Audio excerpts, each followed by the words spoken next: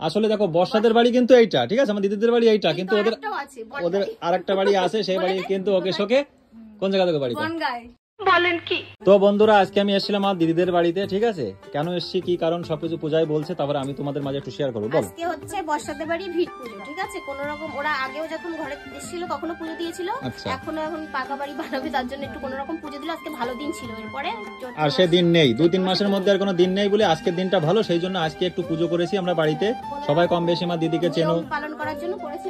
হ্যাঁ, এই যে নিয়ম, এই যে একটুখানি আমি করলো, আমি তো হচ্ছে আজকে আমাদের ঠাকুরমশাই ছিল, কেন কি ওরই বাড়ি ওই থাকবে, এই জন্য ওই পুজোটা দিল, ঠিক আছে, আর সাথে তো আমরা রয়েছি। চলে আয় দেখি, চলে আয়। তা বন্ধুরা যাক, তোমরা একটুখানি আশীর্বাদ এবং কামনা করো যে জীবনে এই বাড়ি থেকে যেন বড় করতে পারে, এটা জীবনে আরো উন্নতি করতে পারে, ঠিক আছে। আর অনেকেই দেখি কম বেশি অনেকে আমাকে কম বেশি প্রশ্ন করেছে কি যে কমেন্ট করে যে বর্ষাদের বাড়ি কি এইটা। আসলে দেখো বর্ষাদের বাড়ি কিন্তু এইটা, ঠিক আছে, আমার দিদিদের বাড়ি এইটা, কিন্তু ওদের আরেকটা বাড়ি আছে, সেই বাড়ি কিন্তু ওকে শোকে কোন জায়গা থেকে বাড়ি বনগাঁয়। কোন জায়গা?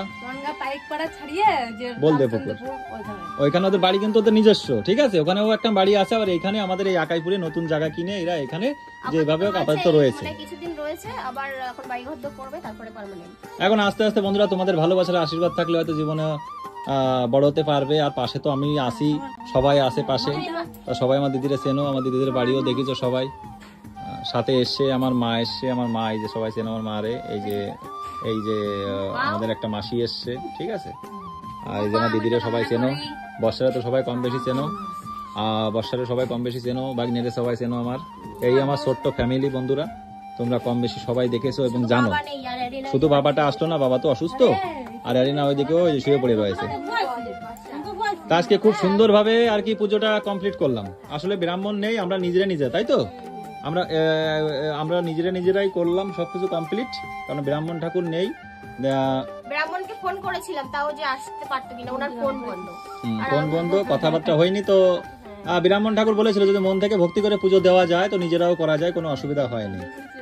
তো কিভাবে করেছে প্রসাদ ওগুলো তুমি যখন তোমার ফ্রেন্ডদের দেখাচ্ছো, অবশ্যই দেখাবো। মা তুমি একটু এদিকে আসো, এই যে আমার মা, সবাই চেনো মা রে, মা এখনই আসলো সবে।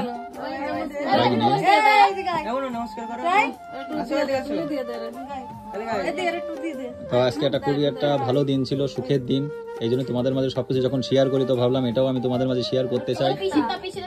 আচ্ছা, আমার দেখে একটুখানি দেখাই দিই আমি।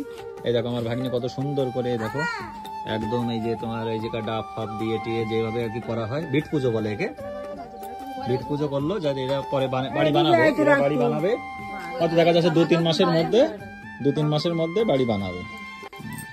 আর আমার মা খুব ঠাকুর ভক্ত, এদিকে আমাদের পূজা, এর তো কোনো জবাব নেই, আর আমার ভাগ্নি এরও কোনো জবাব নেই, ঠিক আছে, শুধু বসেই থাকে, খালি লজ্জা পায়, তাই তো, ভিডিওর সামনে শুধু লজ্জা পায়। আমরা লজ্জা পাই না, লজ্জা ঠিক পাও না, কিন্তু ক্যামেরার সামনে যে লজ্জা পাচ্ছে, বর্ষা তুমি লজ্জা একদম কথা শুনে আমরা খালি বসে থাকি বলে, তাহলে তুমি শুধু তো ওই ধরতে পারলেই ক্যামেরা বাঁচো, আর আমরা যদি বসে থাকি সারাদিন তাহলে করে দেখাবে মানুষের সংসারের কাজটা আরম্ভ। তা যাও কি বলি বন্ধুরা, আজকে খুব ভালোভাবে এবং সুন্দরভাবে এই কমপ্লিট সবকিছু কমপ্লিট। এই যে আমাদের যা পুজো পাঠটা আমার ভাগ্নেই দিল, পণ্ডিতের কথা বললে শেষ হবে না, আমি ভাই বলতে চাচ্ছি না। দিদিদের ঠাকুর ঘরে এটা যেন জীবনে এরা একটু বড় সড়ো জীবনে করতে পারে, এই আশীর্বাদ তোমরা একটু করো। তাহলে আজকের মতো বাই পূজার কি বলি, সুন্দর একটা সিম্পল ভিডিও দিয়ে দিলাম, চলো।